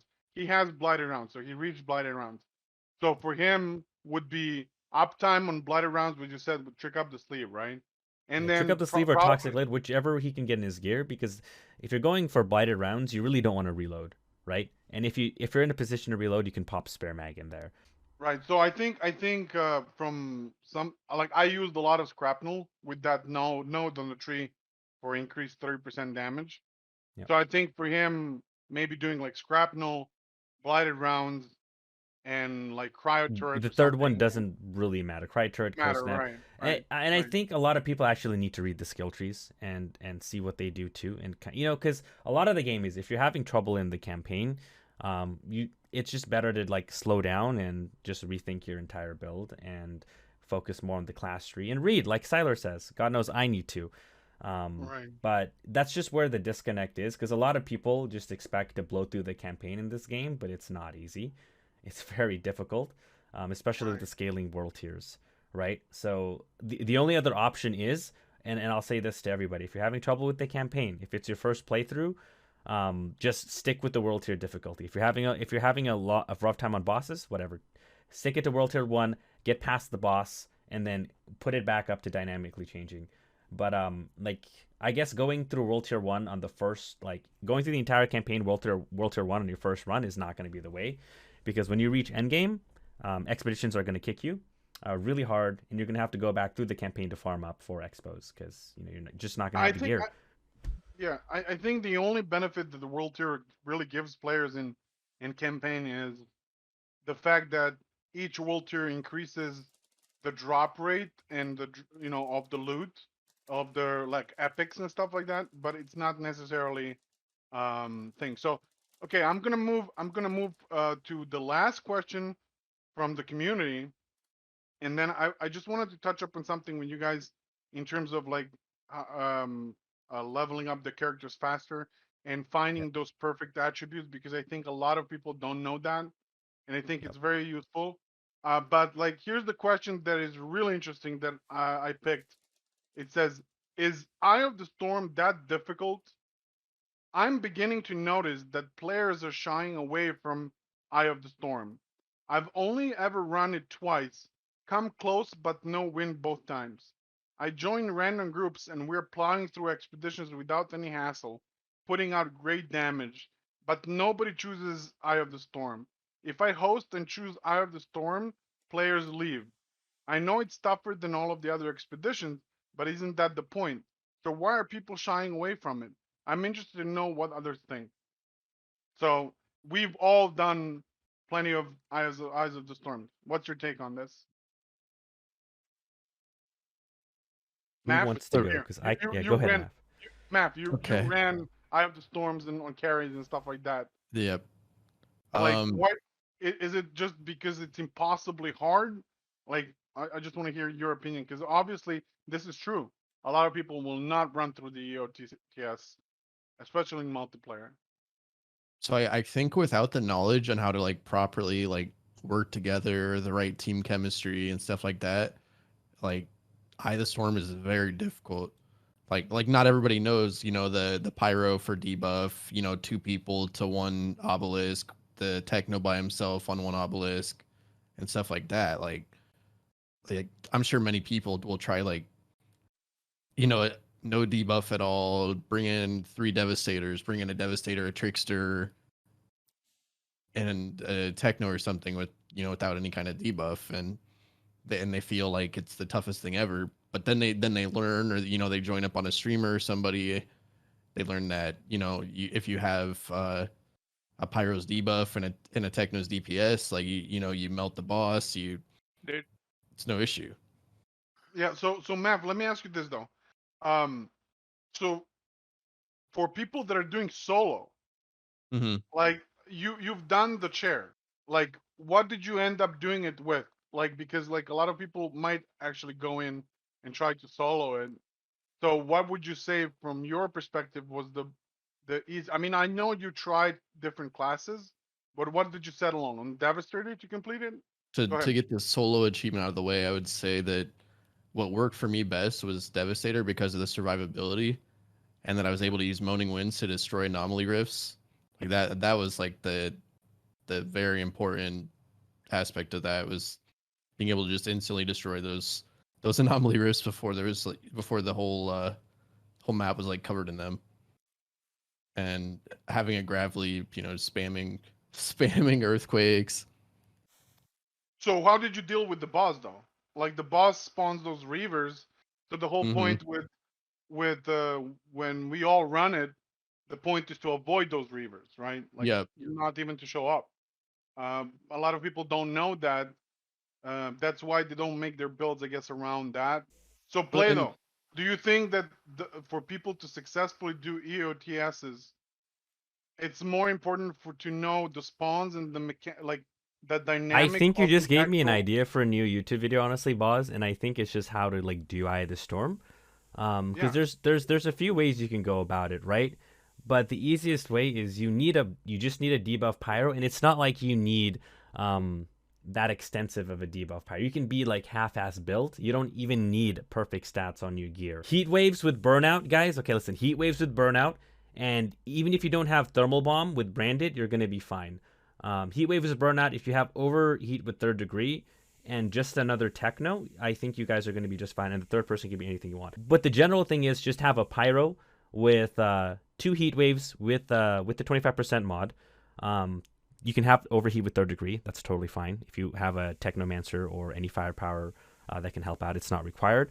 And then if you have branded, thermal bomb with branded, and even if it's just one branded, one thermal bomb with branded, it should be enough with the 2 heat waves and the 1 thermal bomb. As long as you have some sort of team communication coordination, Eye of the Storm is a piece of cake. The best recommendation I have is you have the pyro on the far right pillar with another teammate. Doesn't matter what that teammate is, Devastator, Technomancer, Trickster, that's totally fine. And your job there is just to hold. Try to not let the enemies in as much as possible. I do not believe the Strixes affect the right pillar, but you can use a strat where you keep one Strix alive in any of the spires that you are.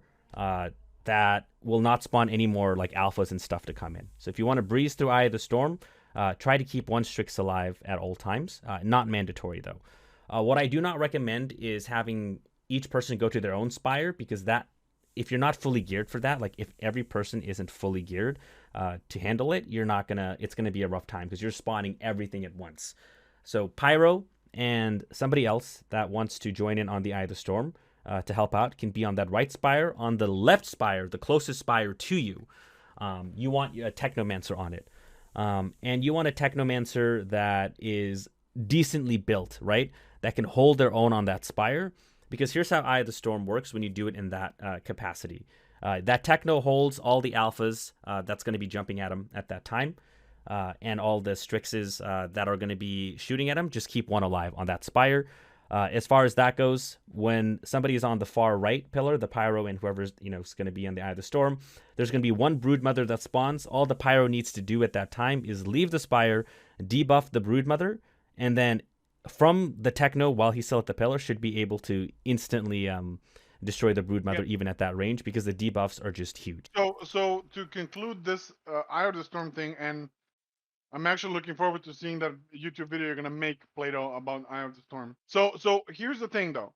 When do they start playing the Eye of the Storm? Like at what point should be trying to tackle the Eye of the Storm with multiple people? As far as when to do Eye of the Storm, you guys really need to be geared for it and have that coordination. Never join a random lobby thinking you're going to be able to complete Eye of the Storm, because you do need specific builds to go into it. It's not be that specific. You just need a debuff Pyro, a decently geared Technomancer, and the third person doesn't even really need to do anything. It can be a level 1 character, to be perfectly honest. I think Eye of the Storm is something you traverse later in the game. It's not going to give you better loot or anything like that, right? It's going to give you the same loot as any of the other expeditions because they're all RNG. But it's a challenge that if you want to tackle, there's plenty of also YouTube videos I'm sure already made on how to successfully do Eye of the Storm. When I first went to the Eye of the Storm, I was scared. Like, trust me, I was like, what do I do here? How do I complete it? And then it doesn't take that long to figure out. Once you go to YouTube as a resource. I just gotta disagree with that. Like, my first Eye of the Storm was horrible. Like 9 minutes and 30 seconds or something like that, 10 minutes almost. And for majority of people's, Eye of the Storm is not the easiest thing. It's the hardest thing in the game. Eye of the Storm is something you should want to do once you're fully geared. Honestly, if you half-ass it, you're going to have a bad time. There's a strategy behind it, which I explained earlier, by keeping the Strix alive, focusing on the 2 pillars I mentioned, and then all 3 can convene at the last pillar. When you do it this way, when you're at the last pillar, make sure you kill the true crawlers, and the last pillar is the far left pillar. You kill the 2 crawlers that spawn eventually. Just kill the alphas, and then remember to leave that 1 Strix alive. A good tip is to use, if you have T3 freezing bullets, T3 ash bullets, keep it on a pistol or something and just spam it on the Strixes, because they'll just be frozen in place, take no damage, and the rest of the elites won't spawn aside from what spawns originally when you first go to the spire. When you get to the Yagic fight, the goal of Eye of the Storm is to kill Yagic before the Reavers spawn, so you do have kind of a short window to kill Yagic.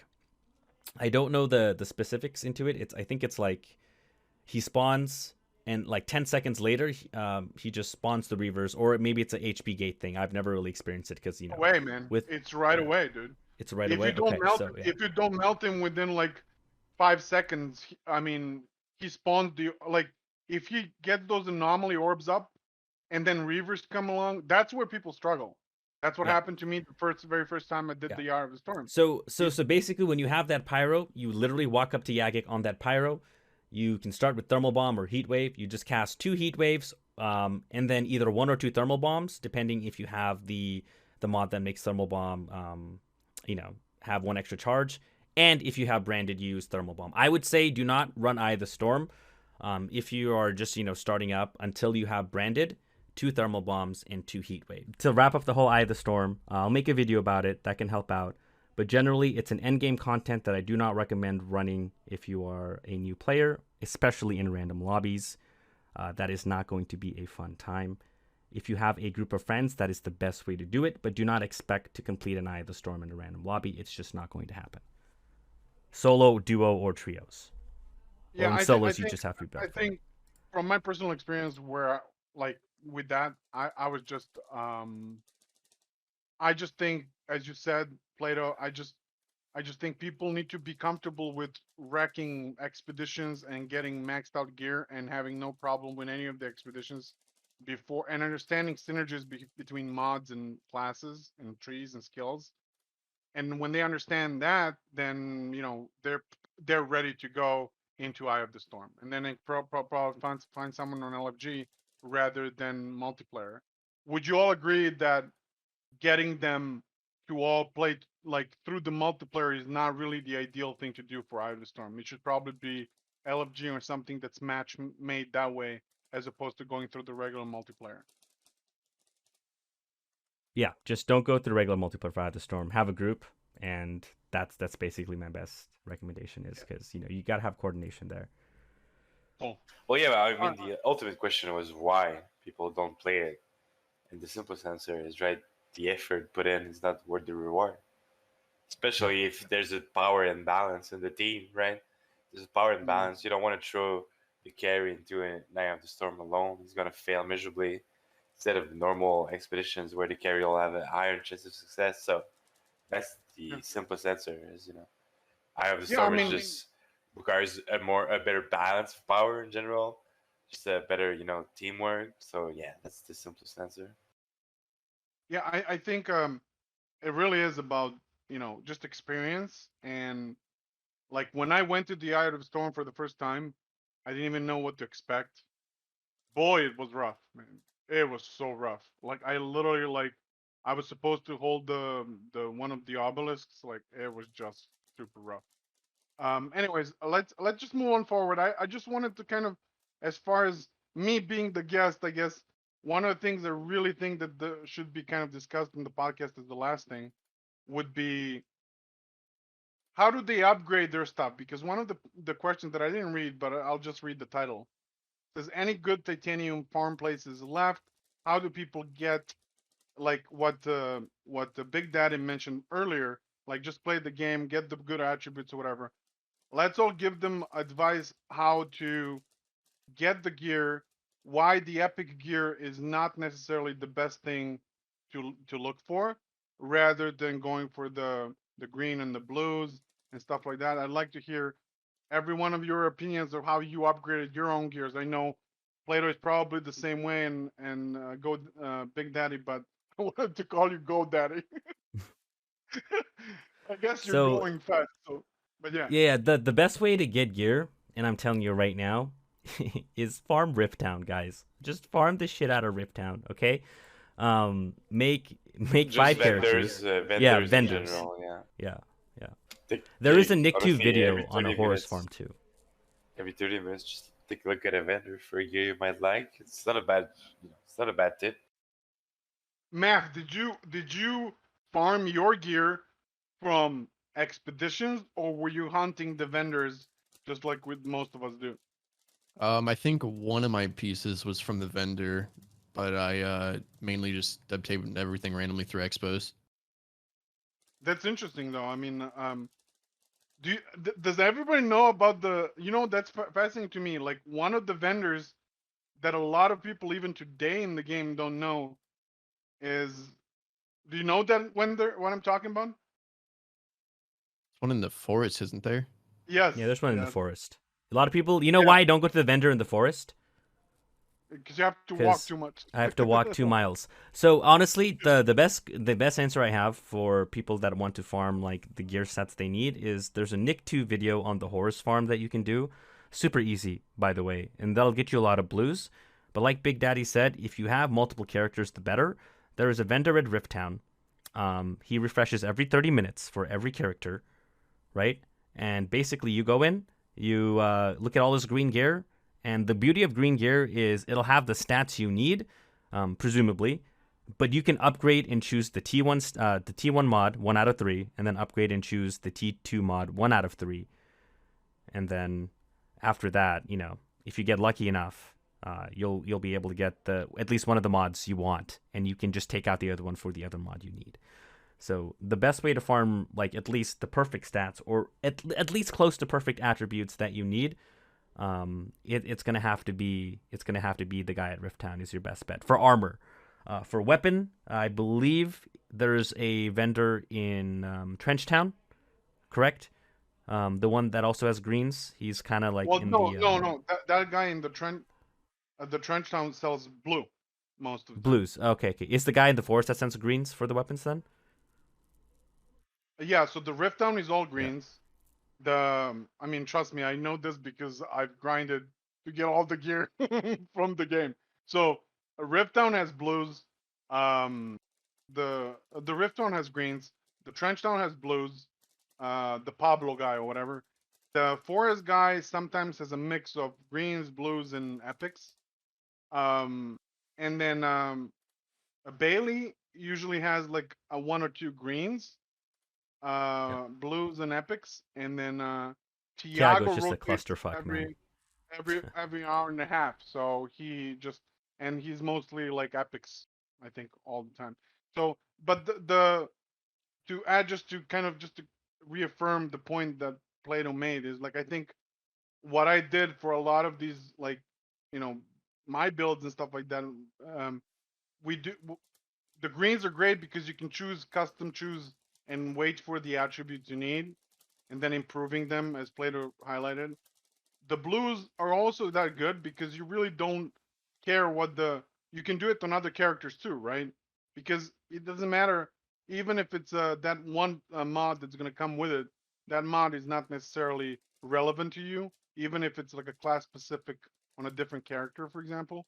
Because when you improve it, you're going to be picking tier 2 mod anyways. So you can always override that one when you're modding gear.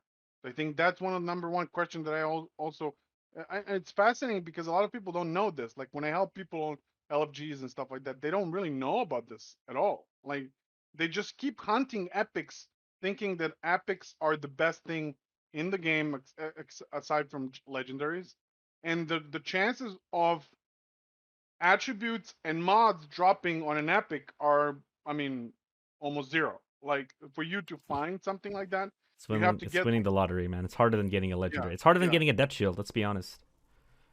Yeah, so I mean, that's the only downside of it is like you really like there's only a certain set of armor sets that drop in the green and blue gears as opposed to the epics. Epics have like a more pizzazz to them, but just go with the greens and blues.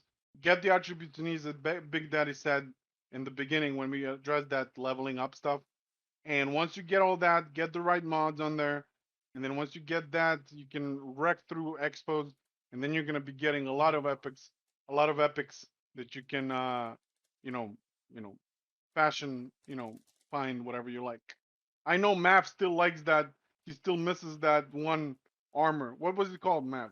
That you keep hunting for? Oh, what was that? It was the one the captain wore. Right.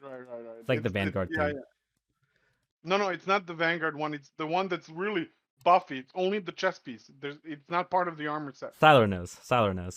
Elder Dueler's armor. My man, Yep, Siler. Elder Duel. Yep. Yeah. Every time that thing drops, I always think of Map.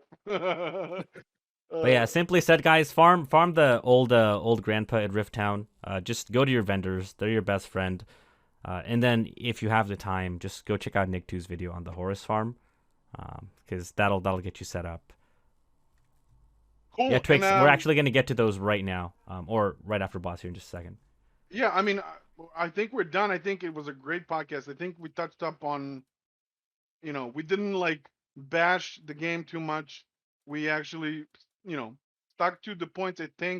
I personally think. I mean, you guys, talk about stuff, but Oh no, boss, we asked you to carry this podcast, so thank you. yeah, I because- really love the fact that we talked about these things that, let's call it like regular players that don't have a lot of time in the game really struggle with. I mean, this is not, So I think touching up those things for us, it seems like just a granted thing. We already know it, right? Thousands of hours in, like 1,000+ hours in, like. But for them, it's like they don't know, like so. Anyways, it was a great stream. So take it I now, did one. Plato. Hold on. I did quickly want to go over quick viewer questions. I know Twix had one really quick for you, Boz. Yeah. He's asking if there's a way for you to implement it so you don't have to reset the skill tree every time in the builder. So like you go here, you go to class tree. If you fuck up somewhere, there's no way to like go back one. You just kind of have to reset the whole class point and then move on. And yeah, and the most honest answer to that, it was real. Like when I started making the skill tree, I actually wanted to do that. I didn't want to have a reset. I just wanted you to click, unclick, click, unclick. However, it is incredibly difficult to do that. There was one more question I think you had, and after that we can go ahead and end it. This is for you too, boss. It'd be cool if you could display cooldowns and base numbers with our final builds. Is that something you'll incorporate as well? So it is possible because it's just a little bit trickier now. Like if they do kind of open up an API, it's going to be a lot easier. That's why I kind of held off on it. Oh, I see. Because That like makes sense. usually, like for example, there's certain like calculations that I had to do. Like if you go to like weapons like legendary armor or legendary weapons, for example, right? So the way I have the firepower, the base damage on all of the legendary weapons, my app calculates that on the fly. So like it just takes 99.4K as a default, right? But there's a certain multiplier that is used to calculate that base damage based on the firepower, the RPM, the rate of fire, and that multiplier, and then you get that base damage. So the same approach goes for the armors and skill trees and stuff like that. Each one of those things has a value, but it's so convoluted that I have to like spend a lot more time figuring out how they did the math behind it. And I deliberately didn't want to do that because it really didn't matter that much. Like what people wanted to see is they wanted to see the build, like the skills, the mods, the guns you use. There's too many moving parts on all the mods and multipliers that makes it very because it's not just the mods, it's basically each node has a different effect on cooldowns, on this, on that. So it was quite a bit challenging to get those numbers right. And this also applies to like for example a mod that will lower the cooldown, or you have a cooldown like cooldown on your armor as an attribute. Like I would have to know that value on your armor, and I can't. And if I can't, I have to make you enter it, and that's just not a great experience. Yeah, and honestly, like for most people, for most scenarios, I couldn't justify doing that. The level of figuring that out and letting people type in values and stuff like that, it would completely break the experience and just lose the the basic idea of it is to share what your skill tree is, what your guns are, what your mods are, all that stuff, because that's really what counts. The whether your cold snap is 15 seconds or 13, yeah, it matters, but I mean, once you have this gear set up, you're gonna get that cooldown. Cool. Are there any questions? Other questions, Plano? Not that I saw here, but this is probably a good time to stop regardless, just Yep. Yep. because I want to get some food. Yeah. I do want to thank Boz for coming on today because, even if some of the stuff was repetitive, I think it's great to have new player insight, for the casual user base. And I don't mind actually focusing on a lot more casual, like new player questions because I personally think after this, I'm going to go and, go into like a WordPad some way tonight and just ask some of the questions I had when I was new. And maybe in sections of the podcast, like during the end, we can answer some of the the questions for the newer players, or just give some sort of guidance into how to get them ready to go to challenge tier or to reach endgame and stuff like that. It's not going to be super in depth or in detail, but I think it's nice to have a section in these podcasts to focus on that. I just want to say one thing that I found really amusing, and it made me happy actually. I've had so many messages from people on Reddit that told me like I stopped playing the game 2 months ago, and this app is making me want to come back to the game and play it. Here's the thing about the whole build process. It's all fine and dandy and it's a great thing. But if you don't know what you're doing, it's irrelevant. because True. we can all give anybody and everybody all the builds that we want, the best builds. But True. if they don't know what they're doing with it, or they don't know how to play the game, it's irrelevant for them to run those builds because they're not going to get the same results that we are. At the end of the day, the main point of this app, and I'm glad we have it, is someone comes to my stream, right? Someone comes to my stream, Plato, what's your build video? I linked him to YouTube. They're like, Plato, fuck you. I think was it Ubi or was it Twix? It was Twix. He literally said, Plato, fuck you. I'm not gonna sit through a YouTube video to see what the fuck you're running. And then I linked him the build guide. And he was like, thank you. The idea behind the app was not just that, Plato. I mean, obviously, I kept that in mind when I made it, that, for streamers as well. And the idea was to create an extension for Twitch as well, where you could, have, like, while you're streaming, you can just flip between the builds you're using, and then people who are watching the stream can also explore that build as an extension. So that was one of the things that I did when I wanted to build it. But the other one is, like, there's just people just want to get feedback on their builds. There's people that just want to, share it with their friends, like, but whether they're bad or not, like, that wasn't the focus of the app. It was just convenience to everyone to be engaged with the game and share Yeah. what they're doing in the game.